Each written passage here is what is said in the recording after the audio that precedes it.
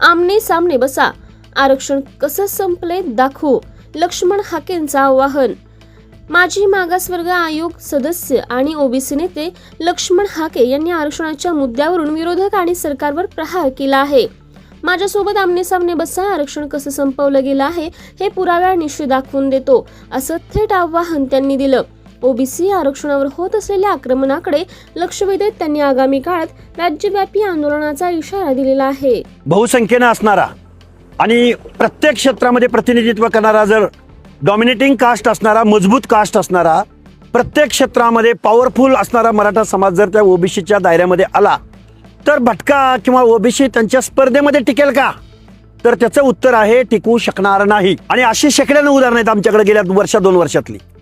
त्यामुळे ओबीसीला जर त्या आरक्षणाचा फायदाच होणार नसेल तर ते आरक्षण काय कामाचं आणि ते कसं टिकलं सांगा बरं भुजबळ साहेब आम्हाला. एकीकडे लक्ष्मण हाके म्हणतायत ओबीसींचं आरक्षण संपलं, भुजबळ म्हणतायत आरक्षण संपलं नाही, मग ओबीसींच्या नेत्यांमध्ये फूट पडली. हे बघा, मतप्रवाह कुठं भुजबळ साहेबांची अडचण आहे, भुजबळ साहेबांची अडचण आहे. ते मंत्रिमंडळात मंत्री आहेत, त्यामुळे त्यांना सत्ताधाऱ्यांची भूमिका घ्यायला लागते का तसं सांगितलंय का हे बघितलं पाहिजे.